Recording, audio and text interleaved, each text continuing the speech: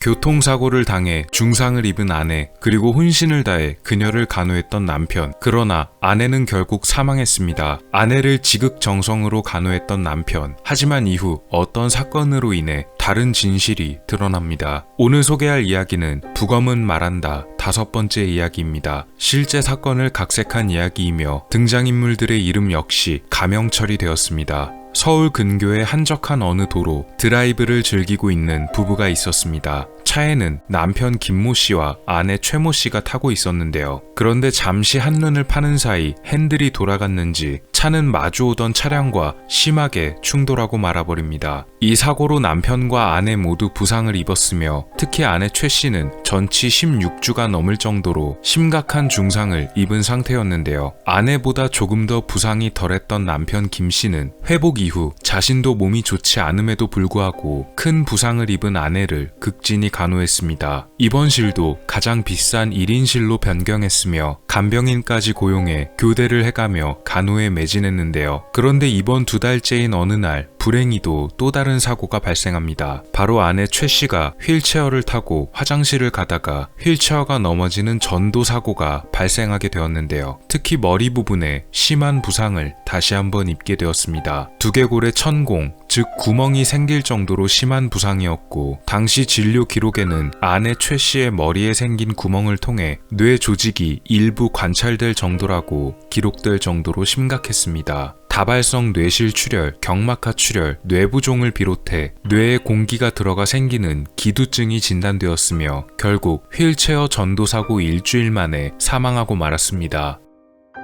최 씨의 사인은 두부 손상에 의한 뇌내 출혈과 기두증 등 머리에 심각한 부상을 입은 것이 원인으로 결론 지어졌습니다. 병원에서는 조금 더 자세한 조사를 권유하기도 했지만 남편과 유족 측에서 회의를 진행한 결과 더 자세한 조사는 하지 않기로 합의를 보게 됩니다. 얼마 뒤 병원에 찾아온 사람들이 있었습니다. 이들은 보험사에서 나온 보험조사관들이었는데요. 최 씨의 사망사고에 대해 궁금한 것이 있었기에 당시 최 씨를 담당했던 의사에게 찾아가 여러 가지를 물었습니다. 그런데 최 씨를 담당했던 의사는 의미심장한 말을 남겼는데요. 자신은 죽은 최 씨의 남편과 유족들에게 경찰에 신고할 것을 권유했다는 말이었습니다. 보험조사원들이 그 이유에 대해서 물어보자 의사는 최 씨의 머리에 나 있던 구멍을 언급했습니다. 휠체어 전도사고로 났던 구멍이라고 보기에는 구멍의 형태가 특이하고 상처가 너무 깊었다는 것이었습니다. 특히 최 씨가 사망 전 사고로 인해 앓았었던 기두증은 기뇌증이라고도 불리는 증상이었는데요. 뇌 내부에 공기가 들어가 발생하는 것으로 알려져 있습니다. 이건 역시도 단순히 넘어지는 사고만으로는 발생하기 어려운 증상이라는 점을 짚고 넘어갔으나 유족 측에서는 이 일을 더 제기하지 않기로 했다는 것이었습니다. 그런데 사건은 또 다른 곳에서 예기치 않게 흘러가게 되었습니다. 자신의 남편을 살해하려는 시도를 벌이던 여성 신모 씨가 남편의 제보로 인해 경찰에 체포되는 일이 벌어집니다. 경찰에서 밝혀진 바에 따르면 신 씨는 자신의 내연남과 함께 살기 위해 남편을 죽이고 보험금을 타내려고 했다고 합니다. 그런데 이 여성과 함께 사건을 꾸민 공범이자 내연남이 바로 죽은 최 씨의 남편이었던 김 씨였습니다. 또한 추가 조사 결과 경찰에 체포된 신 씨는 사실 숨진 최 씨의 남편이었던 김 씨가 아내를 위해 고용한 간병인이었다는 충격적인 반전도 드러납니다. 도대체 이 사건은 어떻게 된 것일까요? 다시 최 씨의 사건으로 돌아가서 보험회사에서도 최 씨의 죽음에 의문을 가지고 있었으며 의료 자문 등의 여러 가지 조사를 시행했습니다. 그리고 병원의 담당 의사가 했던 증언을 토대로 경찰에 여러 가지 의문점을 제보하여 결국 사건이 벌어진 지 1년 만에 최 씨를 부검하게 되었는데요. 불행 중 다행으로 최 씨의 시신은 화장되지 않았으며 묘에 매장해둔 상태였다고 합니다. 그러나 시간이 워낙 많이 흘렀기 때문에 다시 무덤에서 꺼낸 최 씨의 시신은 상당히 부패가 진행되었고 부검상 여러 가지 어려움이 따를 것으로 보였지만 사망한 최 씨의 두개골 부분은 비교적 보존이 양호했습니다.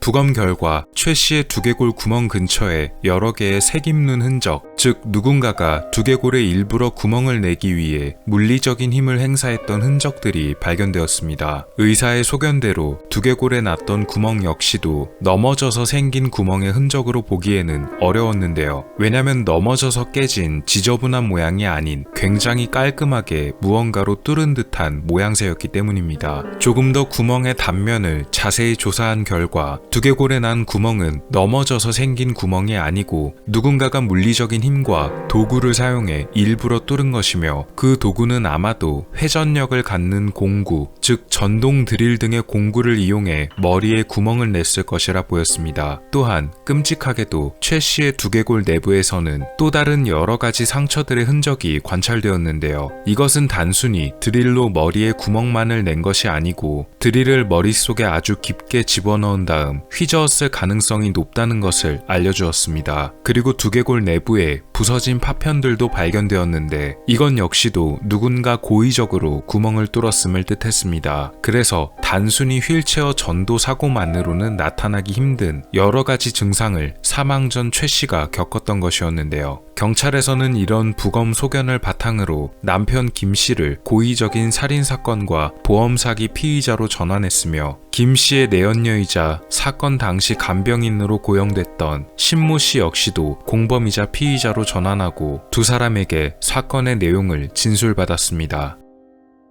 밝혀진 이들의 사건 전말은 이렇습니다. 숨진 최 씨의 남편 김 씨는 신 씨와 내연의 관계였고 이 둘은 이혼을 한 뒤 가정을 합칠 생각을 했지만 이혼을 하게 되면 재산상으로 손해를 보기 때문에 결국 서로 배우자를 살해하는 것이 낫겠다는 생각을 하게 됩니다. 그마저도 그냥 목숨을 빼앗는 것으로도 모자라서 여러 개의 사고보험과 생명보험을 들어놓고 범행을 저지른 뒤 대량의 보험금까지 타내려는 보험 사기를 서로가 계획했던 것입니다. 특히 숨진 최 씨의 남편 김 씨는 사고가 일어나기 전에 최 씨의 이름으로 2개의 생명보험과 자동차 보험에 가입했고 보험금은 총 4억여 원, 게다가 운전자 보험의 경우는 휴일 사고로 사망 시 보상금이 무려 9배가 되는 특약이었습니다. 그러나 교통사고가 일어났음에도 아내 최 씨가 사망하지 않자 김 씨는 자신의 내연녀 신 씨를 간병인이라 속이고 불러옵니다. 범행 당일 최 씨에게 수면제를 몰래 먹인 다음 새벽 시간에 병실에 들어와서 잠든 아내를 휠체어에 앉혀두고 준비해온 전동 드릴을 이용해서 범행을 저지릅니다. 입원실을 1인실로 변경했던 것도 바로 이런 이유 때문이었습니다. 내연녀 신 씨 역시도 비슷한 수법으로 보험을 들어두고는 남편을 여러 차례 살해하려고 시도했지만 이상한 점을 눈치챈 남편이 그녀의 범행 시도를 알아챘으며 경찰에 신고했기 때문에 사건의 전말이 드러나게 된 것입니다.